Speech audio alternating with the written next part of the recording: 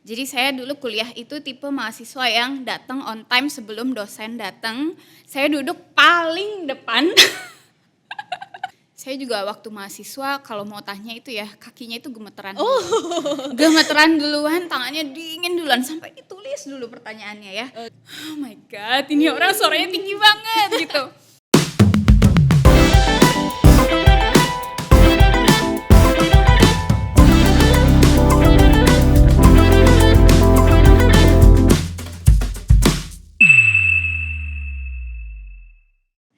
EKUPN Radio Information and Entertainment Station, the best campus radio in town. Halo EKMania, jumpa lagi di EKPods. Makin tahu, makin seru. Kita jumpa lagi di season 2 volume yang pertama. Volume kali ini sangat spesial karena kita kedatangan guest star yang tentunya sangat menarik juga. By the way, bersama aku Vian yang bakal nemenin kalian untuk ngobrolin topik menarik dalam beberapa menit ke depan. Oke. Guest star kita kali ini adalah salah satu dosen di kampus kita tercinta, UPN Veteran Jawa Timur, yang memiliki branding sebagai dosen yang cantik, tapi juga punya prestasi yang sangat luar biasa. Siapa lagi kalau bukan Bu Oktif? Halo Bu Oktif. Halo Vian. Wah, bisa dilihat ya Kimania, kok kayaknya seumuran kita ya Bu? Amin. Oke, Bu Oktif lagi ada kesibukan apa Ibu? Kesibukan apa ya? Mengajar. Oh oke. Tentu saja ya. Kemudian kalau dosen ya, dosen itu kan kita kesibukannya intinya ada 3 ya, Vian. Pengajaran, penelitian, dan pengabdian masyarakat. Oh oke. Tapi ini by the way kita kan lagi ada di liburan semester ganjil. Apakah masih ada kesibukan di dalam kampus atau udah ada kesibukan lain di luar kampus Ibu? Kalau kesibukan di dalam kampus pasti nggak berhenti ya. Jadi memang salah satu joy and perks-nya jadi dosen itu kerjaan nggak pernah membosankan, Vian. Oh iya. Jadi kalau mahasiswa lagi break gini kita bisa fokus sama riset. Kita selesaiin riset yang memang mau dipublish. Kemudian juga planning ya sebenarnya ya planning kelas untuk semester selanjutnya, kemudian juga pengabdian masyarakatnya mau apa gitu. Oke, berarti meskipun liburan masih tetap produktif. Tapi yang liburan kan mahasiswa. Oh, oke, benar banget. Tapi produktif gini kabarnya tetap sehat ya Ibu? Alhamdulillah sehat. Oke.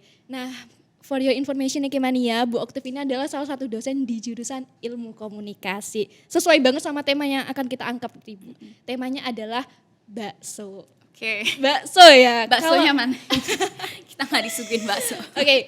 Nah, karena ini yang ngangkat temanya ini adalah anak komunikasi juga ya Ibu. Sedangkan komunikasi itu terkenal dengan pandai merangkai kata-kata. Jadi bakso ini punya arti tersendiri. Bahas komunikasi with Bu Oktif. Oke.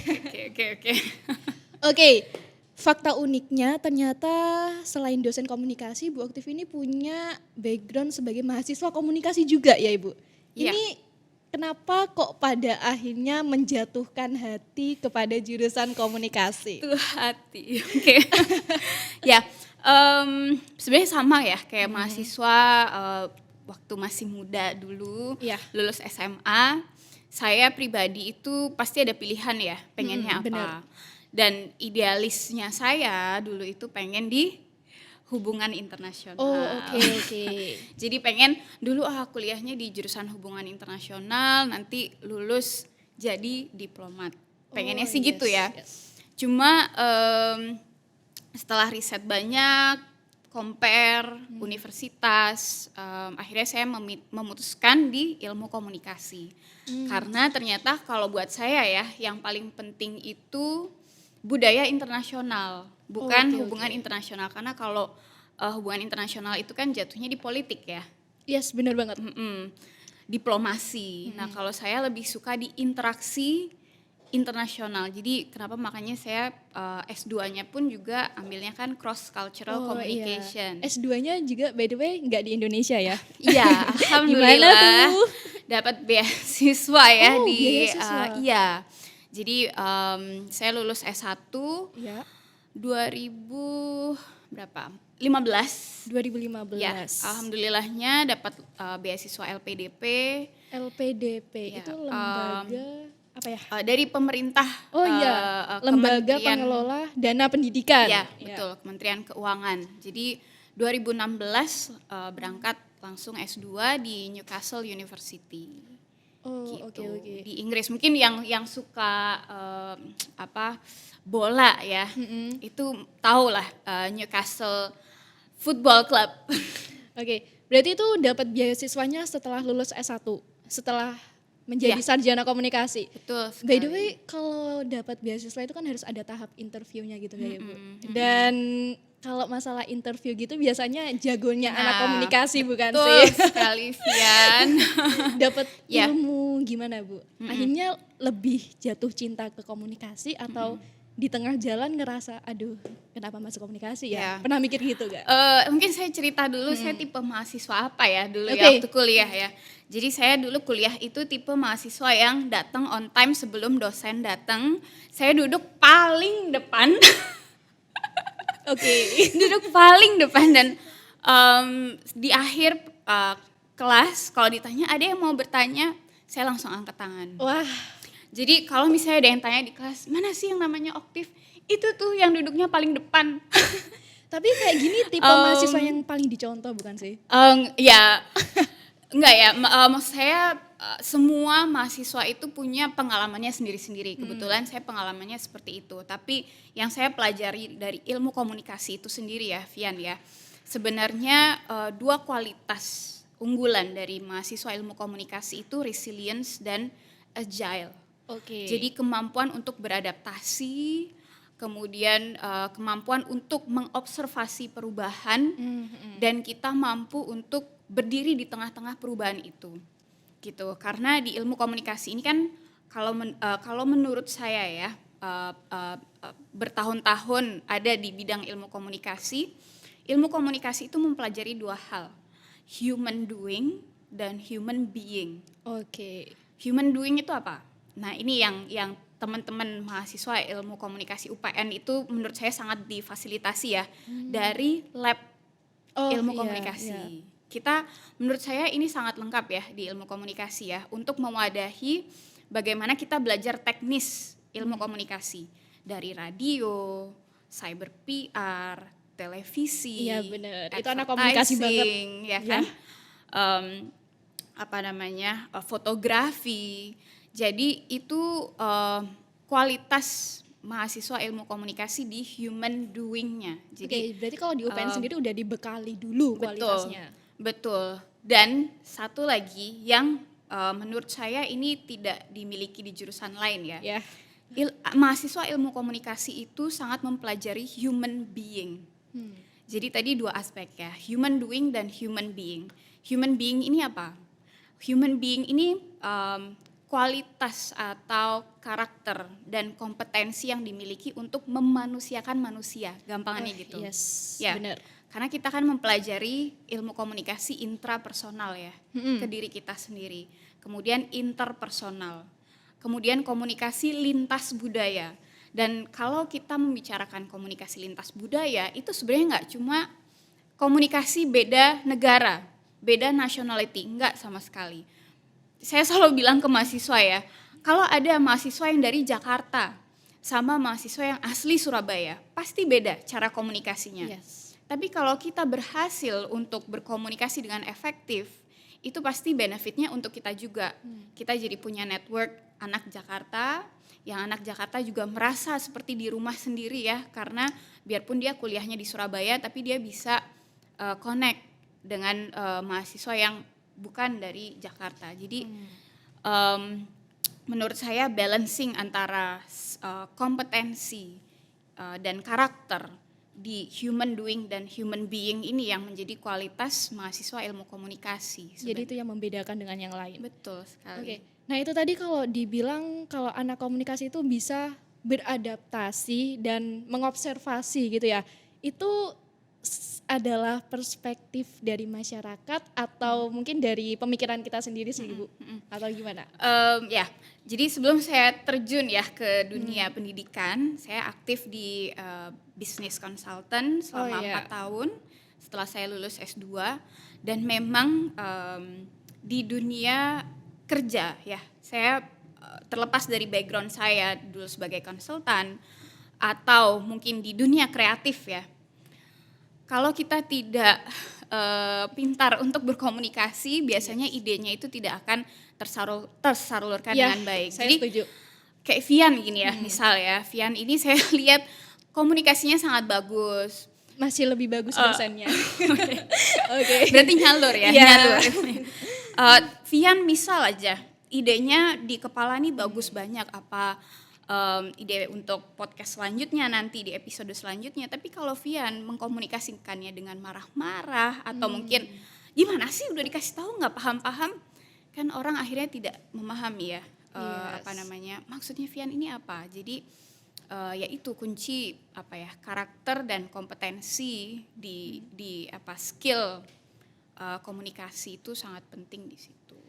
Kalau bisa aku simpulin berarti sebelum kita bertindak untuk mengeluarkan pikiran kita berarti kita harus memahami dulu bukan sih lawan bicara kita itu sifatnya kayak gimana. Betul Nah sekali. ini sangat relate dengan pemikiran orang-orang bahwa anak komunikasi pasti bisa lah mikir pemikiran gue itu kayak gimana kayak itu benar gak sih sebenarnya? Maksudnya membaca pikiran. Iya benar.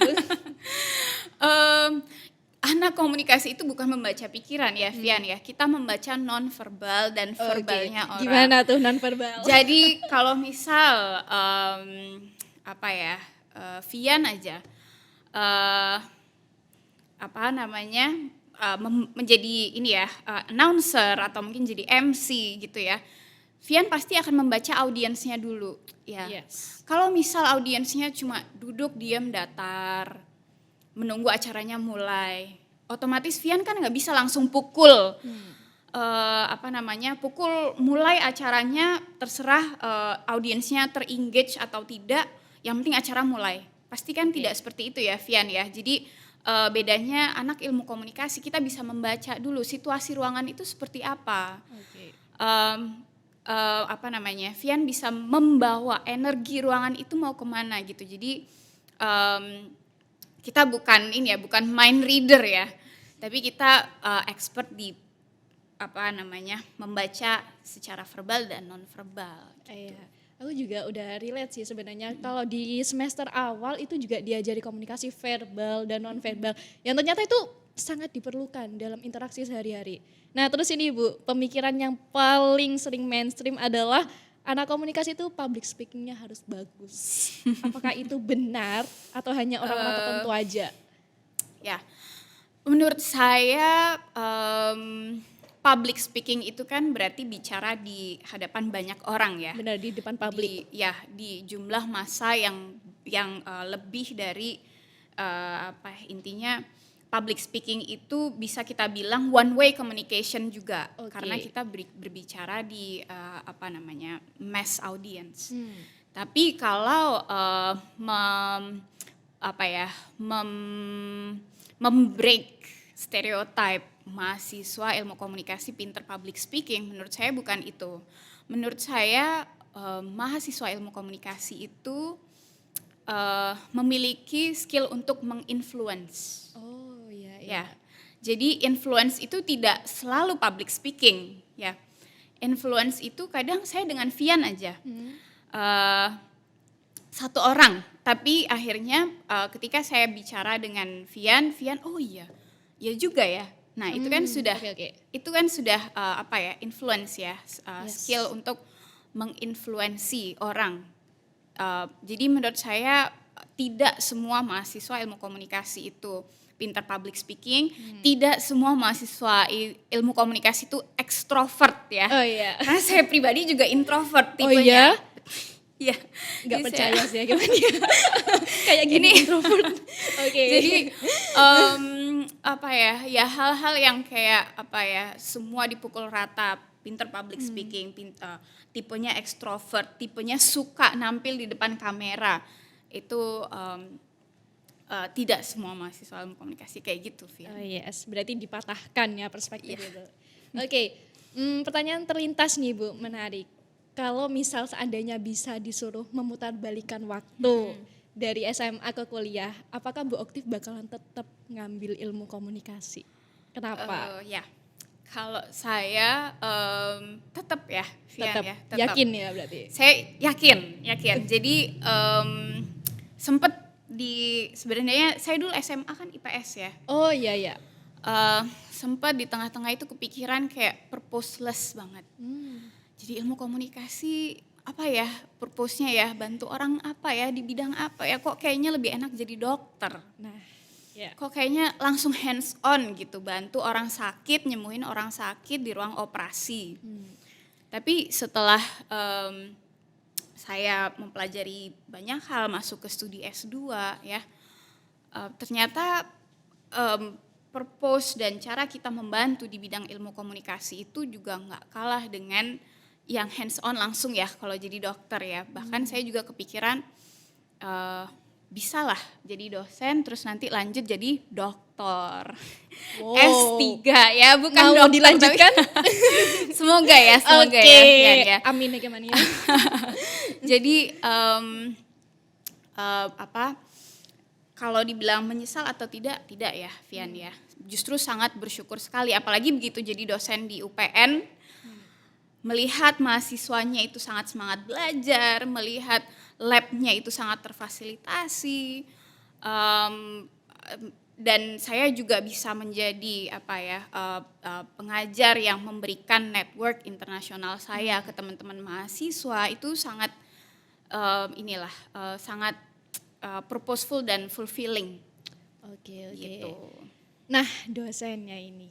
Ya. Selama menjadi dosen, terutama di UPN nih Bu, ada nggak sih pengalaman menarik atau unik gitu yang pernah dialami sama Bu Oktif? Banyak ya, Vian ya. Oke. Tapi salah satunya yang saya sangat highlight sekali semester kemarin itu ketika saya dikasih kesempatan oleh ketua jurusan yang sangat saya sayangi sekali, Ibu Yuli. Oke, Ibu Yuli. Jadi Ibu Yuli itu memberikan saya wadah untuk menjalankan project virtual public lecture ya. Di mana saya diizinkan untuk mengundang teman-teman internasional saya dari banyak sekali negara. Boleh saya sebutkan negaranya kemarin? Ya. Jadi saya diizinkan mengundang dari 15 negara kalau saya tidak salah ya. Jadi ada dari Australia, dari Jepang, kemudian dari Inggris ya, dari UK, dari Amerika, dari India, dari Lebanon. Wow. Mungkin bahkan ada yang Lebanon negara mana. Dan itu kenalan dari itu gimana bisa kenalnya Ibu? Wah, ini kenalan yang sudah saya kumpulkan dari saya usia 18 tahun, Vian.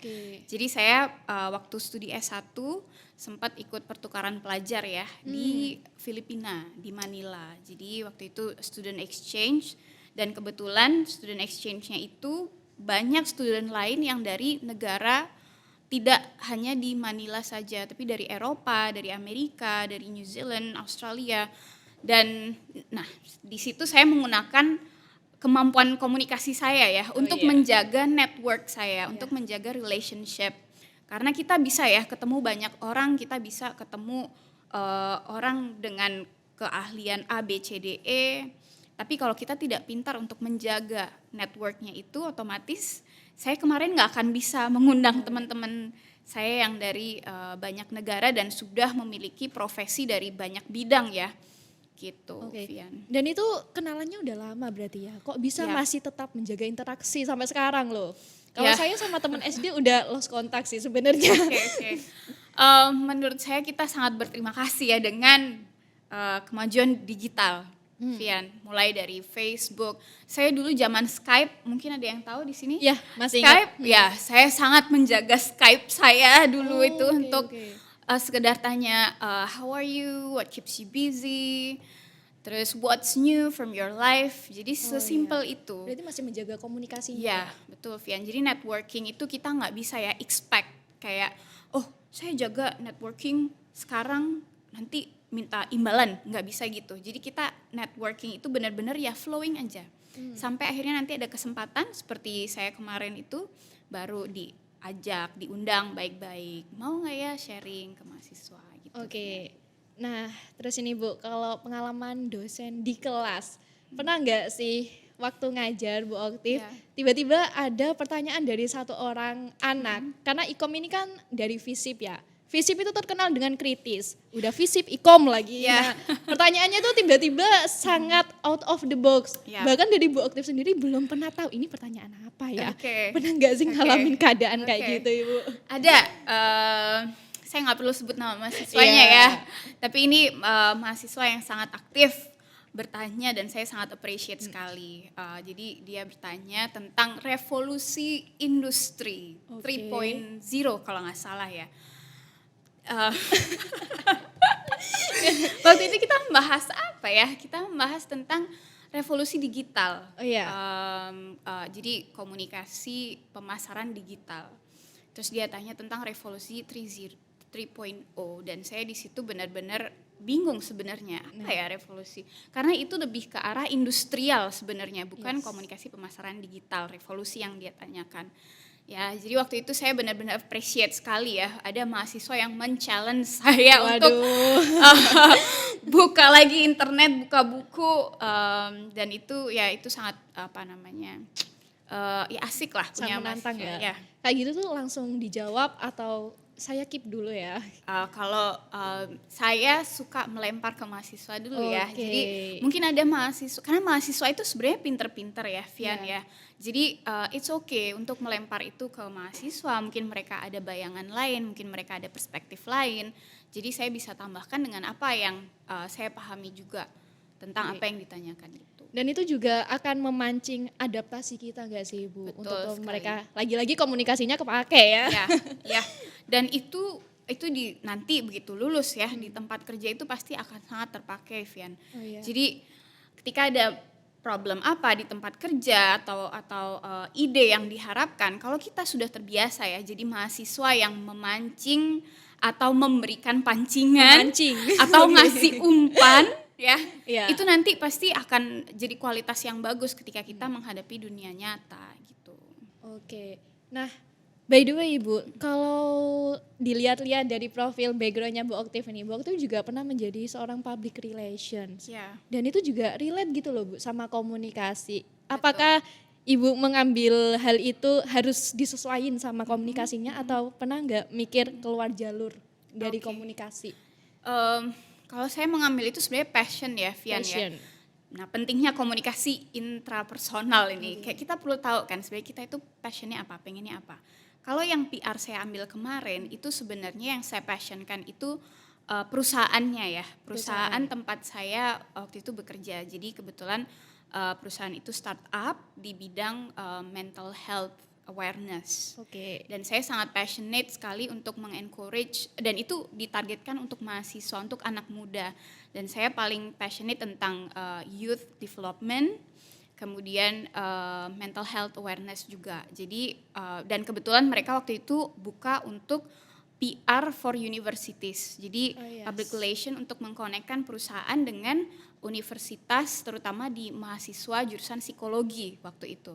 Oh, gimana Jadi- jurusan psikologi? Ya, jadi startupnya itu, Ya. perusahaannya itu mencari PR untuk bisa mengkonekkan antara perusahaan dengan universitas, Ya. terutama yang ditargetkan itu mahasiswa jurusan psikologi, gitu. Jadi waktu itu ya saya ambil advantage ya sebagai lulusan FISIP waktu Ya. itu kan. Jadi saya tahu beberapa universitas dan juga mahasiswa dari jurusan psikologi gitu. Jadi Tapi kalau misalnya tadi public relation ngomongin tentang mental health, ya. itu kan sebenarnya kalau dipikir singkatnya itu kan keluar dari konteks komunikasi, berarti harus belajar lagi dong Ibu dari Iya. nol.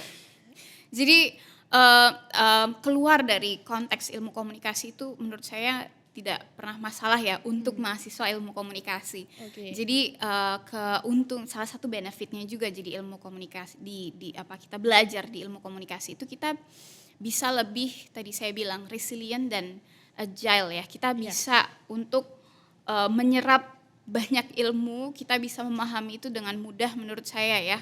Karena kita sudah tahu core-nya. Core-nya itu kita harus pintar-pintar untuk berkomunikasi.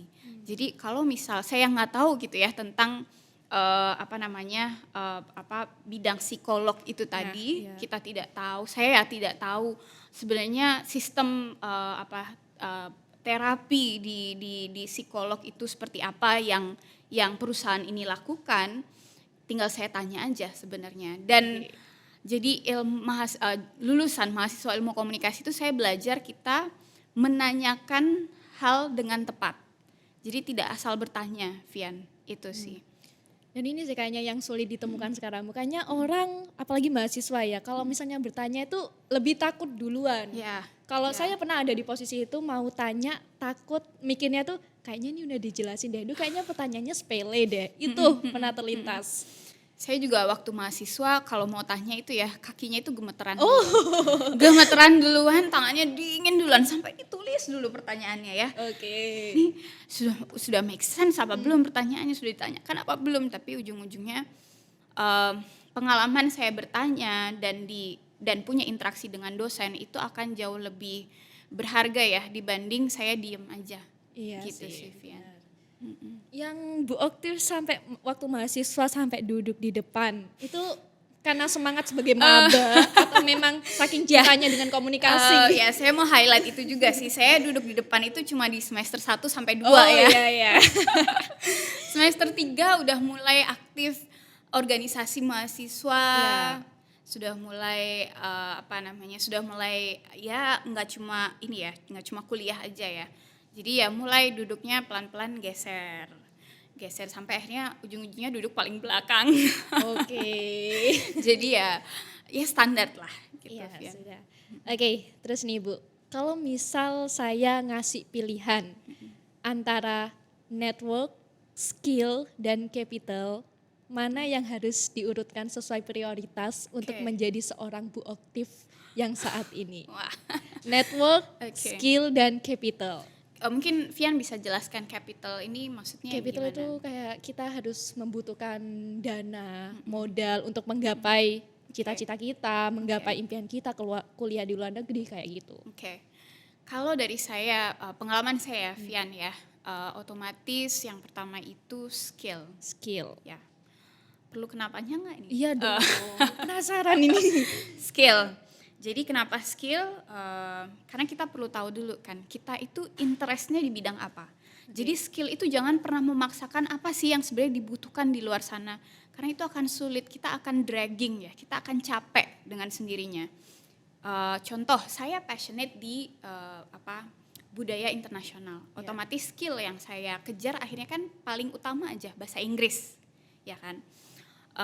Tapi kalau misal saya mau mendengarkan suara-suara di luar sana, zaman sekarang itu yang dibutuhkan itu data analis, yang dibutuhkan itu kemampuan statistika. Nah, otomatis ya.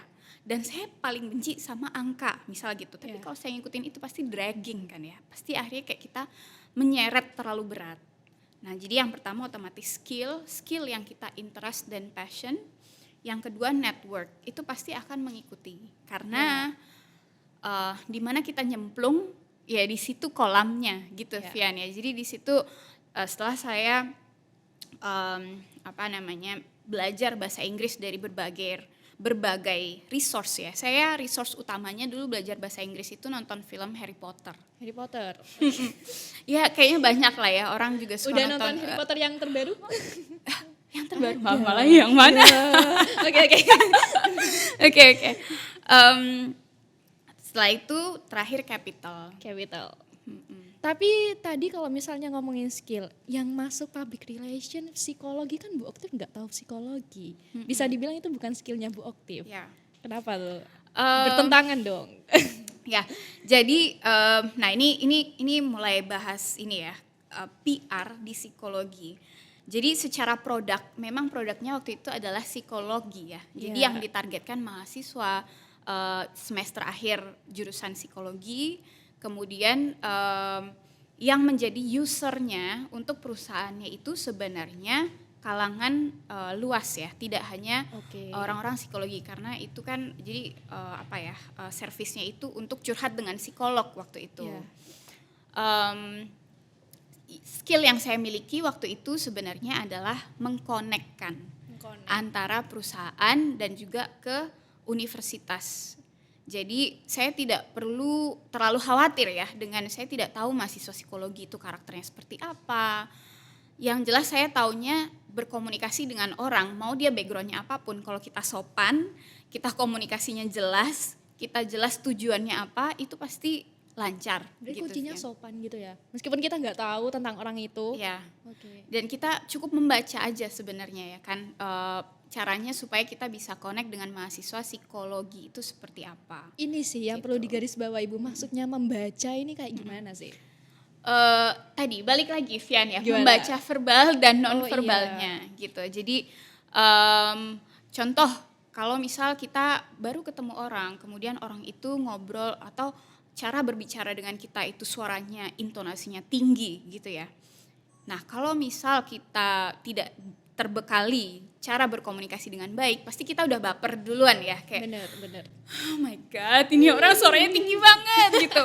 Tapi kalau kita memahami, oh mungkin tinggi itu memang cara dia berkomunikasi, terus Ya. kita ya sudah kita balancekan aja. Dia berkomunikasi dengan nada tinggi, ya sudah kita juga harus ikut meninggikan nada kita, bukan bermaksud tidak sopan, tapi Mengimbangi. mengimbangi supaya kita frekuensinya itu sama, akhirnya lebih mudah untuk berkomunikasi. Selama balik lagi ya, intonasi itu pilihan kata yang kita ucapkan tetap sopan. Ya. Jadi lebih ke arah membalancing aja sebenarnya supaya frekuensi cara berbicaranya itu sama. Oke, berarti tadi kalau diurutin skill, network, dan capital. Tapi Ibu, kalau misalnya ada orang tuh yang biasanya lebih mengutamakan network, biasanya anak komunikasi nih, Ya. lulus, mau bekerja di perusahaan A, tapi dia kalau misalnya dia memiliki relasi Ya. yang lebih bagus itu malah justru akan lebih memudahkan, bukan? Memudahkan, Jadi bisa ya. dibilang skill itu terakhiran aja lah. Oke. Yang penting relasi dulu. Oke, atau mungkin orang suka ininya ini ya, hashtag jalur dalam. Oke. Jadi itu memang Vian ya, memudahkan kita ya untuk tahu oh di sini ada opportunity ini, di situ ada opportunity itu. Tapi pasti balik lagi ya. Pada akhirnya kita yang menjalani proses itu gitu. Oke. Kita yang menjalani tanggung jawab yang memang diberikan ke kita. Jadi kalau kita tidak memiliki skill yang terus kita kembangkan, otomatis kita pasti tidak bisa beradaptasi dengan lingkungan. Kita tidak bisa mendeliverkan tanggung jawab yang memang sudah diberikan dengan baik. Oke, tanggung jawabnya Ya. itu yang dipegang ya. Betul, Vian. Nah, terus ini Bu, kalau dari pengalamannya Bu Okti dari menjadi PR, sekarang dosen dan banyak kan ya pengalaman organisasi. Pernah nggak sih Bu Okti mengalami kendala karena sebenarnya skillku udah mantep nih, tapi aku ketutupan sama orang lain yang udah punya relasi lebih luas kayak gitu. Ada gak sih pengalaman susahnya menggapai Ya. background Bu Okti saat ini?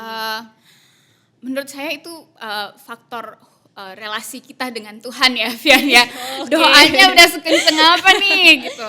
Jadi waktu saya dulu daftar LPDP, Iya. itu kan juga yang daftar ratusan ribu, mungkin satu Indonesia ya daftar ya, Vian ya. Dan saya waktu itu S1 lulusan Universitas Brawijaya. Ya. Dan saingan saya otomatis banyak ya yang Benar. universitas negeri seperti UI, Ya. UGM, Top 3. ya. Dan di situ saya pasti ada ya Perasaan ketakutan ya. Gimana ya ini ya sudahlah berbekal IPK.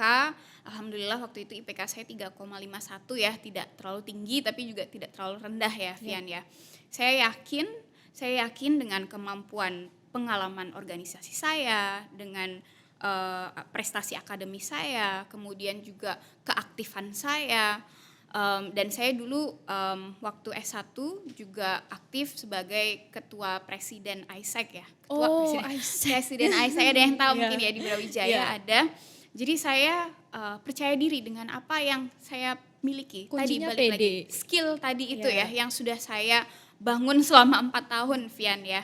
Dan saya tidak sama sekali punya istilahnya networking dari Kementerian Keuangan atau apapun Iya. itu zero. Jadi ya di situ makanya kenapa saya bilang skill itu yang paling utama ya, gitu. Kenapa kok akhirnya berani ngambil beasiswa itu? Padahal udah tahu saingannya, wah sangat spektakuler.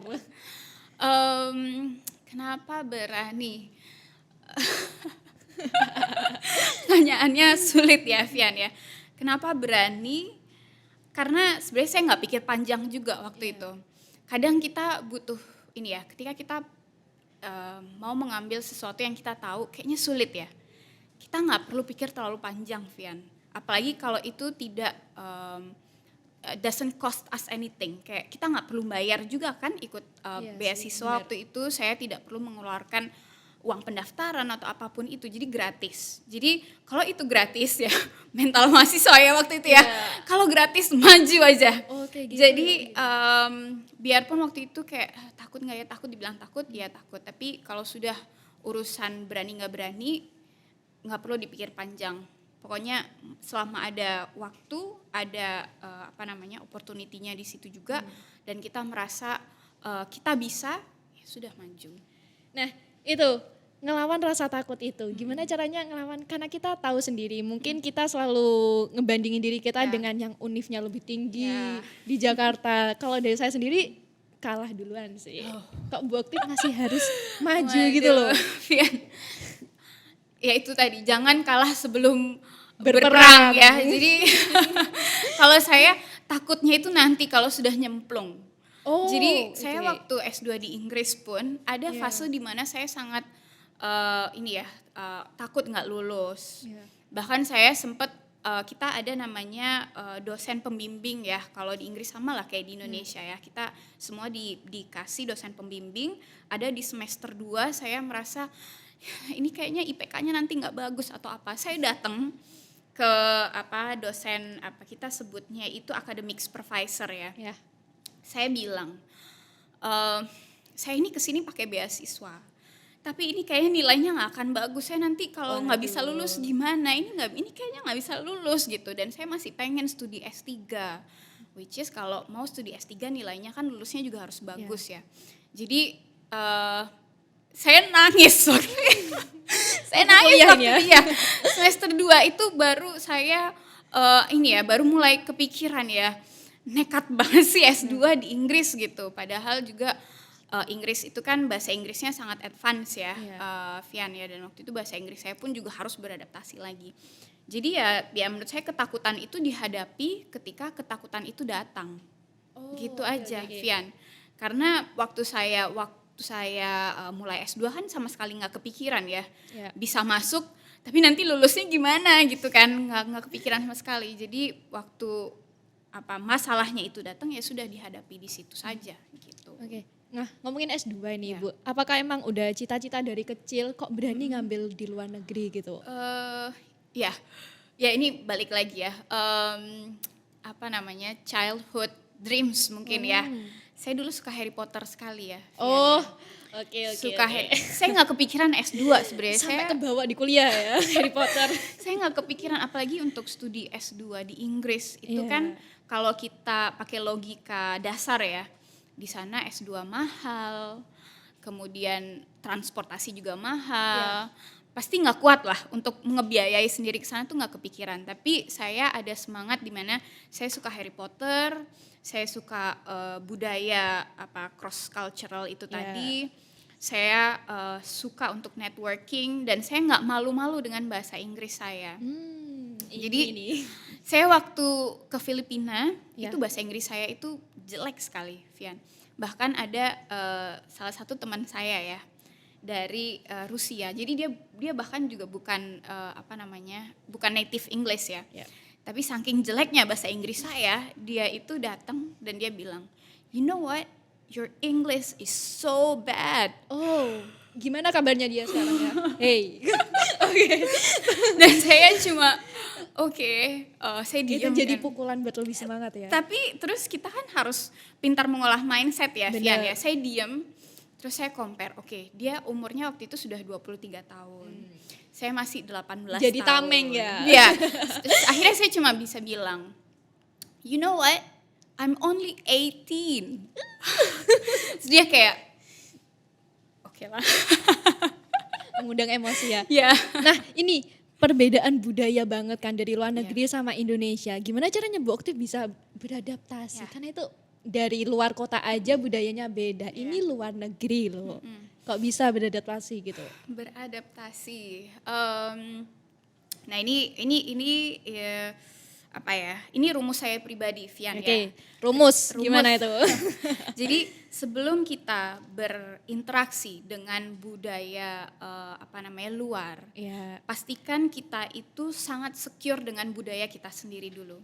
Pastikan kita bangga dengan budaya kita sendiri dulu. Jadi Southeast Asian culture-nya kita ya. Pastikan kita itu sangat nyaman dengan budaya kita sendiri dulu.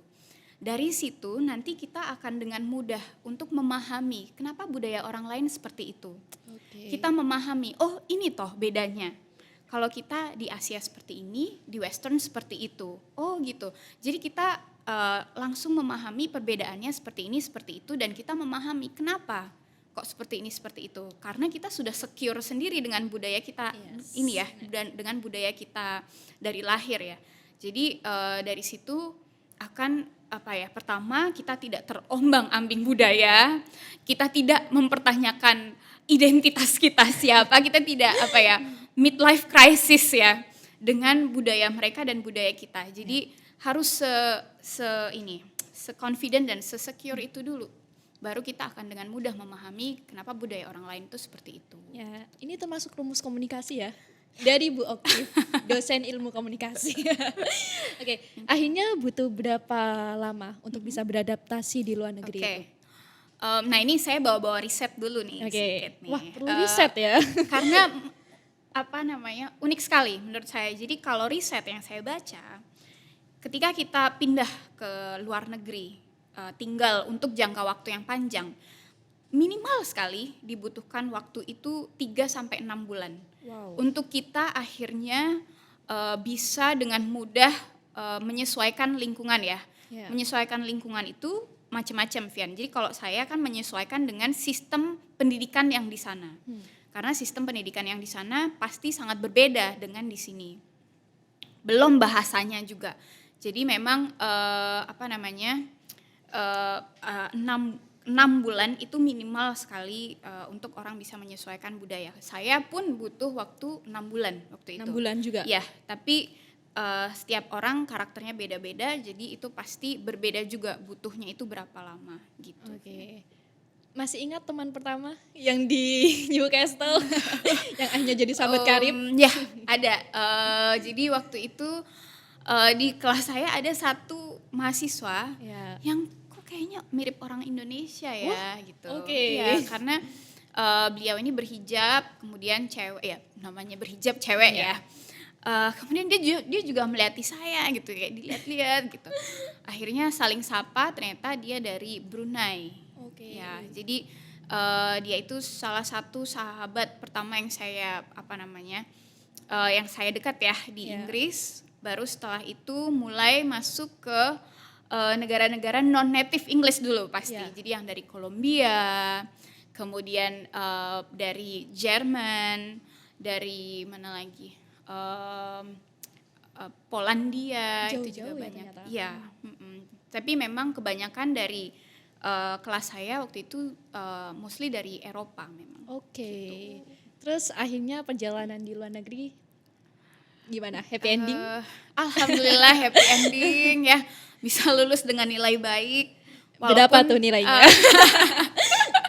Nggak tinggi ya, Vian ya. Kalau saya IPK standar lah. Ya. Sama kayak lulus kemarin S1. Ya inilah dia dosen berprestasi di UPN Veteran Jatim.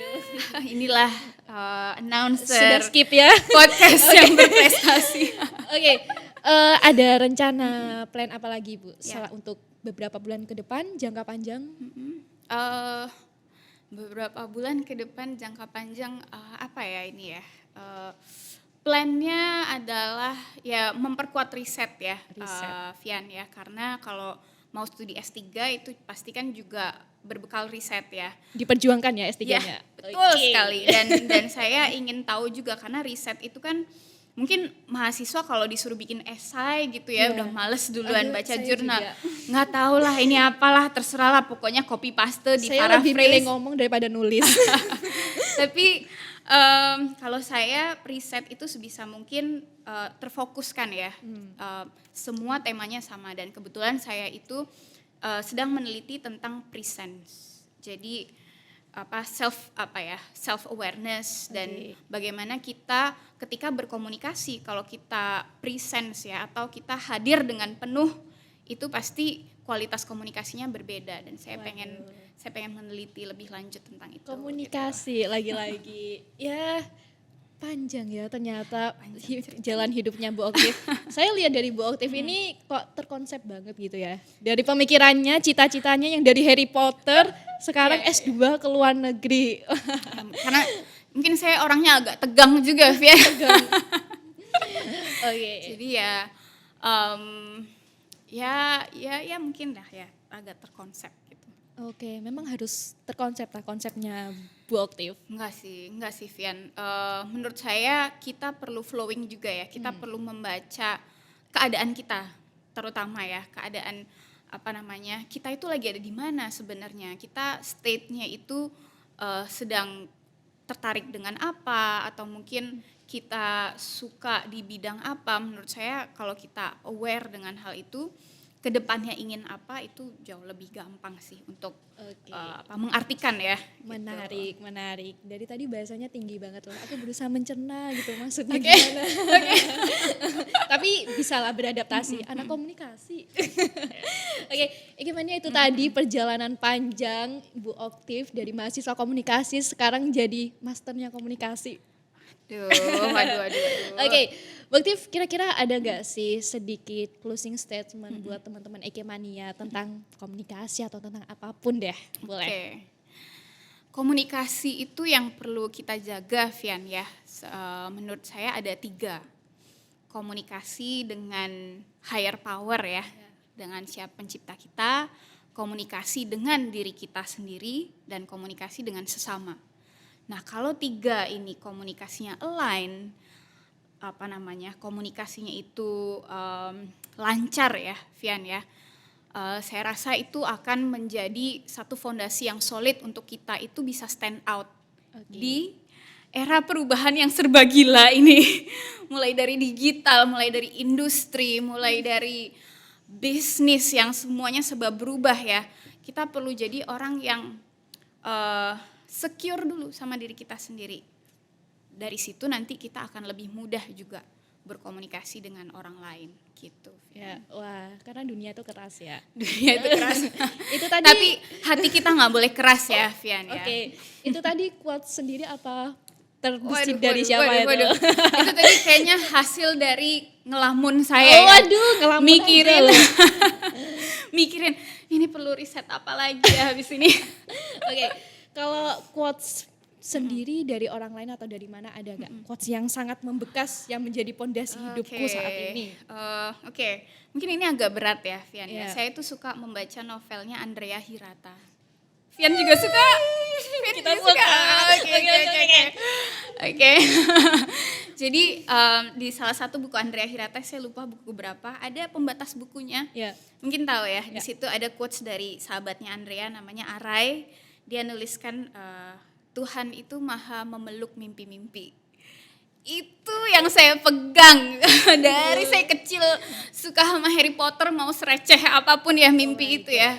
Pokoknya saya taunya Tuhan itu maha memeluk mimpi-mimpi. Jadi ya sudahlah bermimpi aja dan dikejarnya pun pelan-pelan aja. Nggak usah kita sampai ngoyo, sampai lupa bersosialisasi atau apa, nggak usah lah. Kita berdamailah dengan mimpi-mimpi kita itu, berdamai aja. Kalau aku lihat sih Bu Oktif ini 80% hidupnya indah sekali ya perjalanannya. Nggak, ini behind closed door-nya ini banyak ini uraian air mata, nangis. Oke, ternyata Bu Oktif dari ngomongin dari mahasiswa komunikasi sampai sekarang kita udah hampir di penghujung acara. Ya, tapi aku sebenarnya nggak pengen berpisah sih sama Bu Oktif. Mungkin teman-teman Ekemania yang mau tanya lebih detail, boleh lah di follow Instagramnya Bu Oktif. Boleh lah. Di mana tuh? Instagram saya @oktifani _. Oktivani _ Oke. Bu Oktiv, thank you banget udah meluangin waktunya buat Ekemania. Kita jadi Thank lebih you, tahu Fian. komunikasi itu kayak gimana. Jadi terinspirasi untuk jadi Bu Oktiv versi 2. Amin. Ya, yang lebih baik lah dari saya Oke, pastinya ya. thank you. Ya itu dia season 2 volume 1 dari Ekepods kali ini. Sampai jumpa di Ekepods volume kedua. See you. Bye-bye. Thank you, Fian. Halo Ekemania, thank you for watching. Ekepods juga bisa kamu dengar di Spotify kita @akrab. Jangan lupa untuk like, komen, share, subscribe, serta follow Instagram kita supaya gak ketinggalan info-info menarik lainnya. Hanya di Eke Open Radio, Information and Entertainment Station, the best campus radio in town.